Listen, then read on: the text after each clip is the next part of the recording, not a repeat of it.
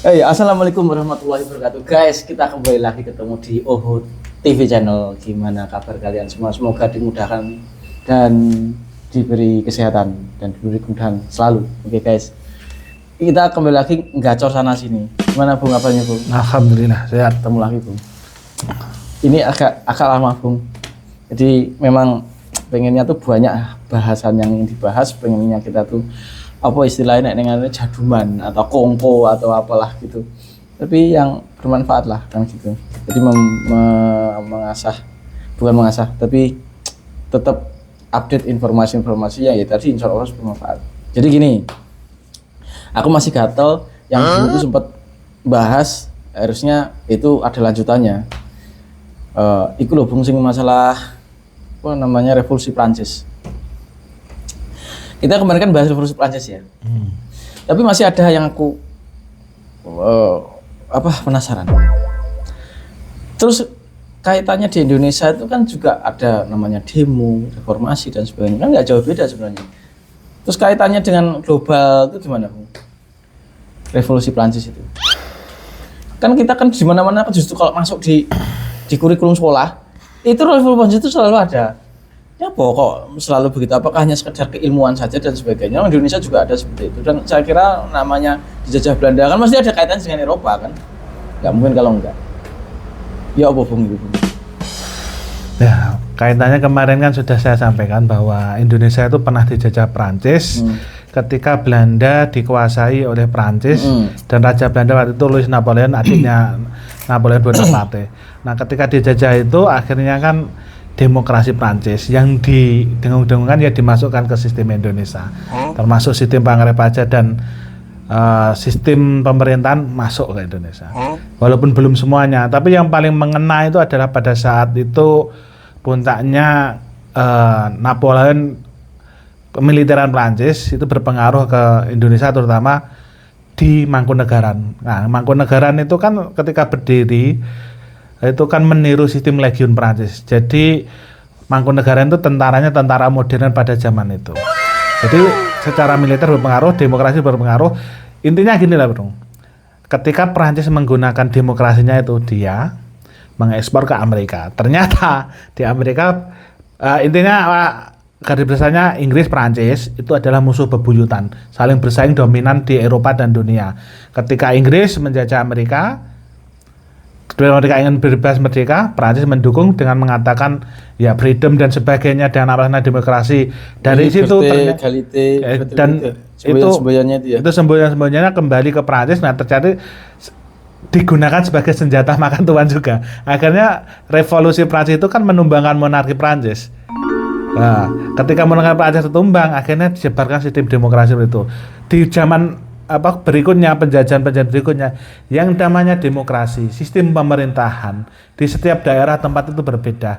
Tapi alangkah efektif ketika menggunakan demokrasi itu untuk menjajah bangsa yang lain demi kepentingan negara sendiri. Dan itulah yang dipaksakan ketika kolonialis Eropa saat itu masuk ke Asia Afrika menggunakan sistem demokrasinya untuk menjajah. Ya sampai sekarang masih ada lah sistemnya.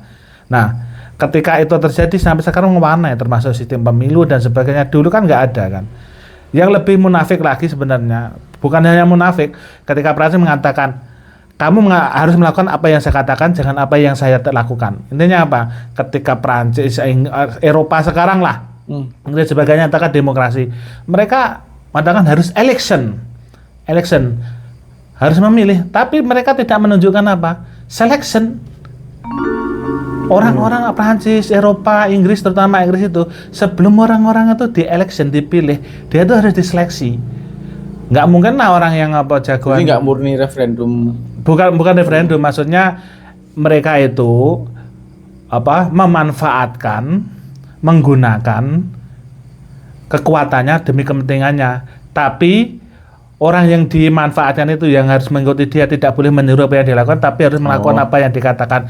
Lakukan apa yang saya perintahkan, tapi jangan meniru apa yang saya lakukan. Jadi mereka mengatakan seleksi, memilih, kamu harus memilih ini. Tapi jangan meniru saya seleksi dulu baru memilih.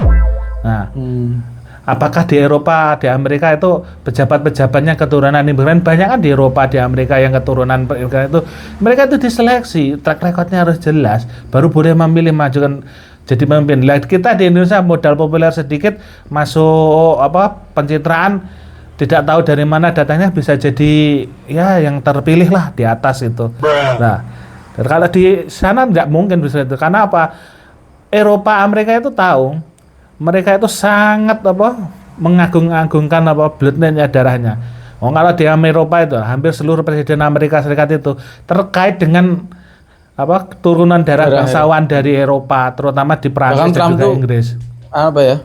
Katanya juga masih ada darah Jerman juga ya? Trump itu kan masih aslinya dari Jerman, orang tuanya kan imigran ke Amerika. Nah, ini intinya kita jangan terlalu percaya orang Eropa itu, mereka itu bermuka dua.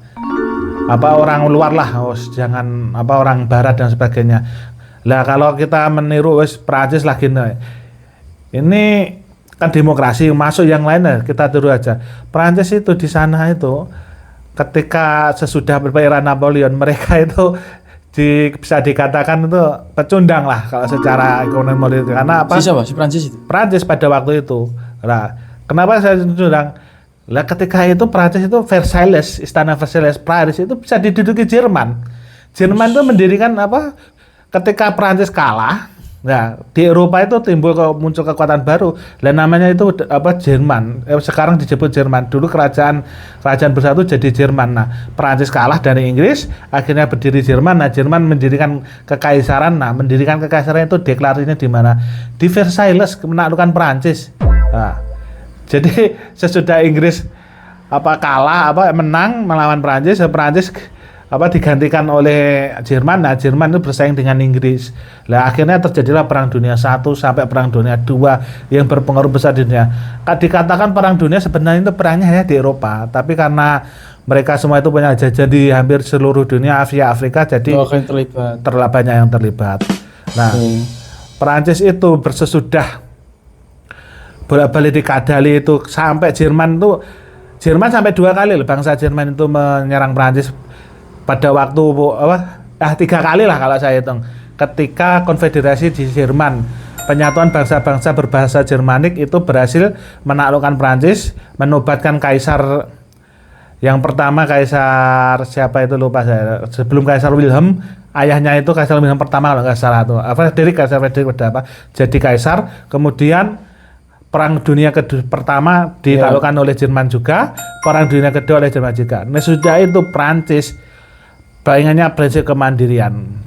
Karena saya tidak mau dikangangi oleh negara lain, karena saya juga negara besar, baik Inggris maupun Jerman itu. Tapi setelah kekalahan itu ya, se-independen apa Prancis? Independen itu sangat independen, apalagi ketika Jenderal de Gaulle yang jadi presiden Prancis berikutnya itu Frans de Gaulle ya, de Gaulle lah pokoknya. Itu jangan sampai yang sudah itu Prancis itu dijadikan ayam penyakitan atau harus mandiri. Prancis itu pernah masuk NATO, pernah keluar NATO juga sampai sekarang. Dulu NATO kan markas pusatnya kan di Paris, tapi ditolak karena Charles de Gaulle nggak mau Prancis dijadikan kaki tangannya Amerika, nggak mau jadi manukan. Sampai mereka itu mendirikan dari segi ekonomi politik itu saling bersaing, nggak mau diatur Amerika. Prancis itu satu-satunya negara yang dapat emas dari Amerika. Kenapa? Sesudah perjanjian Bretton Woods itu yang tahun 71 melepas dolar dari sebelum emas itu kan gara-garanya apa? Gara-garanya Prancis itu nagih hutang ke Amerika, banyak terima dolar tapi nggak ada wujudnya uang. Akhirnya dibalikan sana diminta emas. Lah habis itu kolab itu situ Amerika, jadi langsung dilepas jaminan dolarnya dari emas digantikan ke minyak. Pada waktu itu booming minyak lah. Itu satu-satunya Prancis itu kemandirian. Habis itu Prancis mendirikan sudah Perang Dunia Kedua, kemiliteran, ekonomi, politik itu sampai bersaing-saing dengan Amerika, nggak mau dikangkangi, pengennya mandiri gitu. Terus kaitannya tadi setelah Republik Prancis itu ya, itu ada kaitannya nggak dengan yang ada di Indonesia itu? Ada, kenapa ya, kan sudah saya bahas di lalu yang waktu dikuasai oleh Napoleon Louis Bonaparte. Sesudah Indonesia merdeka, itu sebagian sistem-sistem Prancis diikuti. Yang sampai sejarahnya terakhir itu ya Legiun Mangkunegaran. Kalau masalah politik dan sebagainya itu sudah ditarik Amerika di Kalau sesudah itu, ketika sesudah Louis Napoleon sebagai revolusi Prancis itu menarik diri dari Hindia Belanda. Mereka memfokuskannya ke Indochina. Di Indochina yaitu Laos, Laos, Kamboja, Vietnam itu kan menjadi jajahannya Prancis itu. Karena mereka tidak mau terlalu banyak front, akhirnya menempatkan di situ. Jadi berbatasan dengan Inggris yang ada di Malaysia, juga di Burma, sedangkan Thailand dijadikan sebagai bumper. Sedangkan di Indonesia dipasrahkan ke Hindia Belanda. Kenapa? Karena terlalu banyak front, Prancis akhirnya kalah. Karena logistiknya itu masih kalah ke saat itu. Kan yang penting kan angkatan laut kematerimannya harus kuat, ternyata masih kalah dengan Inggris. Makanya Inggris lebih menang ketika bermain di maritim. Oke. Nah, gini, Prancis sendiri itu menggunakan konsep atau isme atau ideologi yang seperti apa? Setelah revolusi itu, dia menggunakan ideologi apa itu? Ideologi dari negaranya. Mereka menggunakan ideologi negaranya sendiri. Kan sudah egalite dan sebagainya itu masih dipegang. Yang intinya adalah mereka itu Prancis, itu bangsa besar. Dia tidak mau dijadikan sebagai kambing hitam kekalahan ataupun sebagainya, itu tetap memegang menggunakan isme-ismenya sampai sekarang menyebar ke dunia. Dan salah satunya itu yang fashion dan sebagainya, dia itu harus menang di tren dan sebagainya lah Prancis itu. Kalau kita lihat sekarang lah Prancis itu kan, dia itu tidak mau kalah di segala bidang, mau bersaing itu lah jam saja gitu. Mereka Prancis itu nggak mau menggunakan grand suite time di Inggris, maunya menggunakan sendiri. Akhirnya di kesepakatan pakai jam digital dan sebagainya itu mereka itu bangsa yang tidak mau kalah lah, pokoknya bangsa yang harus mendominasi sampai sekarang. Tapi kompak juga ya, karena di mana-mana biasanya kalau negara itu maunya berdiri sendiri itu biasanya kan dipolarisasi ya, pecah-pecah gitu.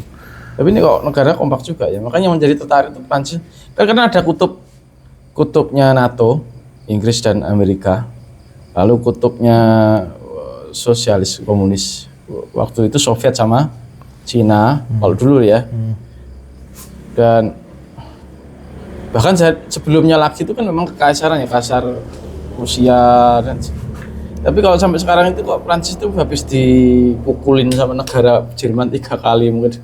Kok dia bisa menjadi negara yang kuat begitu, dalam arti punya suatu kutub, menjadi kutub sendiri lah, dia nggak mau menjadi kutub yang terdikte begitu, sampai akhirnya kan menjadi negara yang memperakasa permanen konsil 5 permanen konsil PBB itu kan, itu salah satu efeknya saja kan. Ini maksudnya adalah kan ada yang bisa kita tarik atau pelajaran yang bisa kita tarik dari situ kan, bahwasanya kita tuh bisa kan biasanya mandiri gitu. Kita itu harus menirukan masalah kemandirian. Prancis ya kan, itu Indonesia itu sudah menolong Prancis loh. Menolong dari kebangkrutan ekonomi. Emang Prancis pernah bangkrut? Ya, bangkrut kenapa? Maksudnya ditolong Indonesia? Oh iya, ditolong Indonesia barusan. Maksudnya barusan kemarin. Oke, cerita. AUKUS terbentuk. Australia, UK, US. Ini yang berarti yang era modern ini kan? Era modern ini. Indonesia itu menolong. Sebenarnya jalan dulu yang termodern lah kita lihatnya. Karena AUKUS itu jadi fakta pertahanan antara 3 negara itu. Australia dapat teknologi nuklir dari Amerika dan Inggris. Nah, syaratnya itu harus membeli produk-produk persenjataan dari mereka. Akhirnya membatalkan seluruh kontrak dengan Prancis yang sudah ditandatangani. Ketika itu terjadi, Prancis collapse. Akan terjadi kerusuhan dan sebagainya. Kemudian datanglah penyelamat dari Indonesia. Pesan 42 Rafael. Selamat Prancis. Sesudah Indonesia pesan, sekarang ada banyak negara lain yang pesan-pesan juga. Indonesia itu benar-benar kita itu negara yang perlu dibanggakan sebagai pasar konsumen. Kenapa? Korea lah, produksi pesawat Tiger Attack 50 itu nggak ada yang laku-laku. Indonesia beli laku sekarang banyak yang pesan gitu. Indonesia itu negara pasar. Jadi kalau Indonesia itu bisa dibeli Indonesia, bisa dengan Indonesia, jualan itu laris itu Prancis.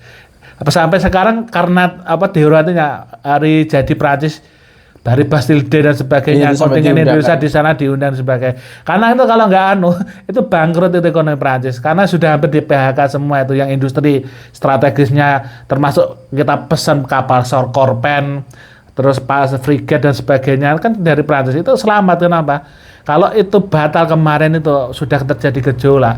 Apalagi pensiunnya negara Prancis itu diundur. Kenapa? Ketika orang pensiun kan harus bayar di pensiun, duitnya nggak ada gitu lah. Selamat itu Prancis itu. Terbaru itu. Efeknya ke situ. Iya benar juga ya, kemarin kan pesen Rafale itu yang 40 sekian unit. 42 unit dan kemungkinan bisa ditambah. Itu intinya sebenarnya itu pesanannya dari Australia, tapi keburu dibatalkan. Padahal sudah dibuat. Diambil alih akhirnya. Akhirnya diambil alih biar nggak bangkrut. Maka Prancis sampai datang ke Indonesia. Lah, karena bersyukurnya itu diajak ke Borobudur. Masuk kata-kata jadi itu Macron itu. Kalau lihat kalau tadi ikut-ikutan kan sampai diprotes, nggak boleh itu cagar budaya itu.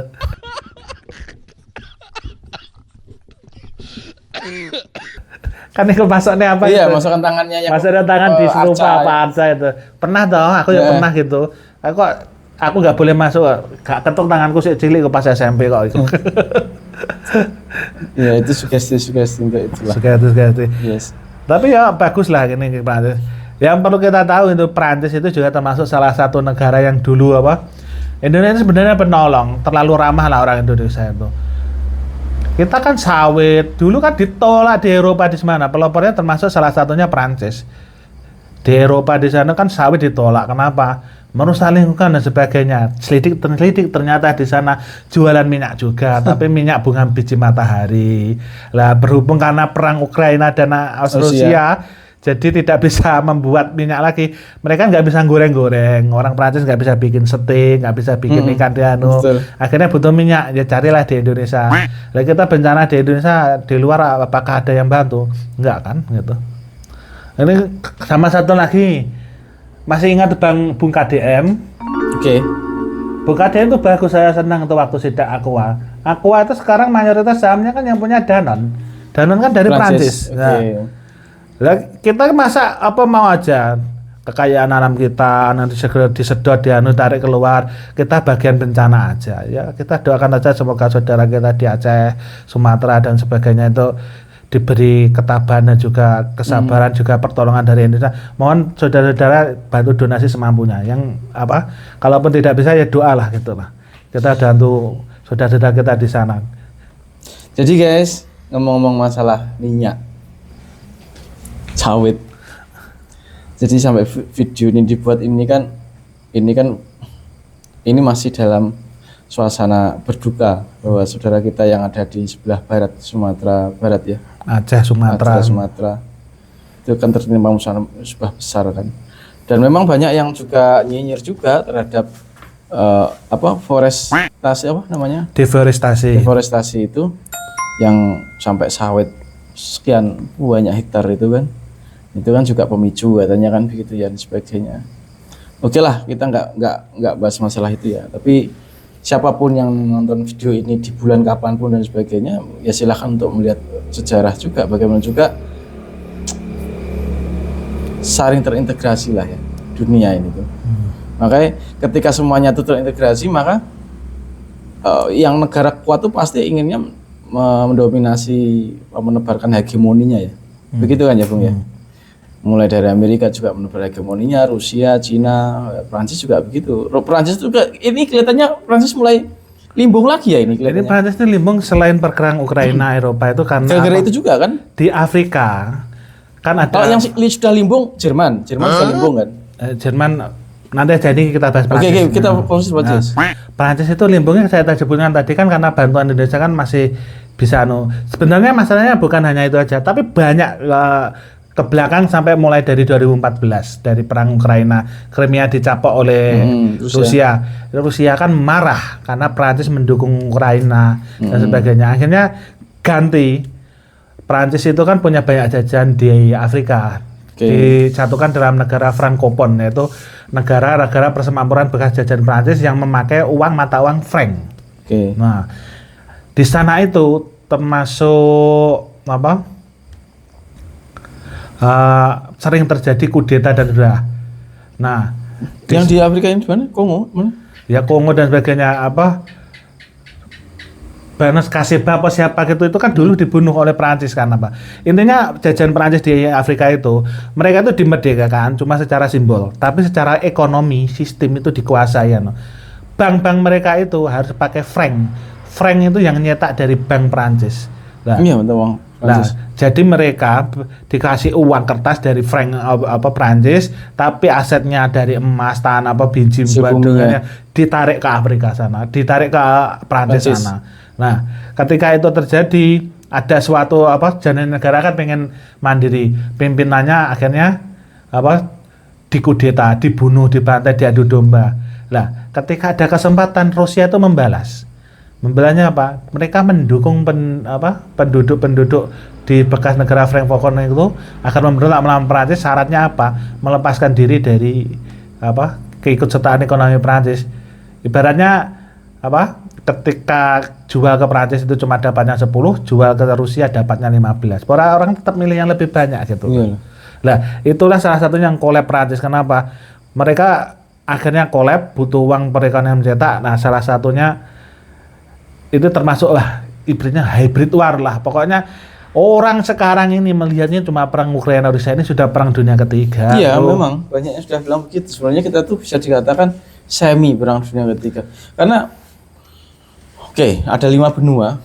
Oke lah, setidaknya 3 benua atau 4 benua itu sudah mulai pasti negara salah satunya di Asia Tenggara pun sudah ada yang gonjang-ganjing. Ya, Myanmar awalnya di Myanmar sudah, sekarang saat ini masih juga belum selesai, belum kondusif. Lalu setelah itu apalagi namanya Thailand sama Burma ya, Thailand Burma. Bahkan yang terakhir-terakhir yang Sudan di Afrika malah ada yang Kongo tuh ya, yang ya Kongo Eritrea, Ethiopia dan sebagainya itu sudah. Somalia juga. Kalau Eropa kan jelas ya, Eropa kan tersentralnya di Ukraina kan gitu. Timur Tengah jelas, apalagi Timur Tengah. Kalau Timur Tengah itu itu kita sepanjang masa ini. Damai juga berapa tahun sih, habis itu nanti geger lagi kan gitu. Ya, jadi benar sebenarnya serem sih kalau kita tuh apatis tentang masalah. Kita itu jangan apatis lah, gini lah, orang Indonesia itu lah. Kenapa selama 5 tahun terakhir dari 2019, sebenarnya bukan 2019 lah, dimulai dari 2009. Indonesia itu banyak beli senjata dari luar, Mbak. Indonesia itu tahu perang itu akan bergeser ke Asia Pasifik. Nah, di Asia Pasifik itu pintu jalur masuknya kan di Indonesia kan. Akhirnya mulai dari zamannya Presiden SBY itu membuat MEF, Minimum Essential Force, kekuatan pertahanan minimal dari negara. Nah, termasuk beli helikopter, pesawat dari Korea, kapal selam dari Korea itu termasuk tank MBT dari Jerman dan sebagainya. Itu persiapan perang. Kenapa?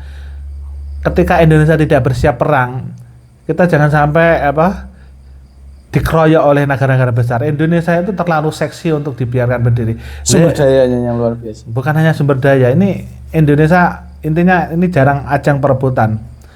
Kalau kita lengah tidak berdaya, kita akan diserang. Tapi nyerangnya kita tidak secara langsung lewat negara-negara di sekeliling kita, kenapa mereka kan ya dipatroni oleh orang-orang negara-negara luar yang kuat itu. Kalau Indonesia kuat, mereka tuh nggak akan berani melihat. Kalau kita lemah, jangankan melihat, mereka sudah mendepak kita, menendang kita gitu loh. Oke guys, jadi begitu ya, kita tuh ngomong ngarang-ngarang gitu, dan ini masalah gatel aja sih kok. Kelihatannya mau membahas Prancis, sebenarnya kan juga membahas Eropa, tapi lama-lama juga tetap hegemoni geopolitik. Ya gitu ya. Jadi gitu guys. Masih banyak yang menarik kalau berbicara masalah hegemoni dari tiap-tiap negara besar. Kalau kita bahas masalah geopolitik pun juga satu hal yang nggak ada habisnya begitu. Makasih Bung ya, sudah mengisi waktu kita hari ini, dan terima kasih juga untuk teman-teman yang telah menyimak, dan komen lah, silakan komen di bawah. Mau bahas apa, ingin nimbrung apa, silahkan komen di bawah, dan jangan lupa subscribe, share, dan gitu ya, kasih like. Oke, terima kasih dari aku dari aku mengucapkan terima kasih yang banyak atas waktunya. Jangan lupa sholat lima waktu. Assalamualaikum warahmatullahi wabarakatuh.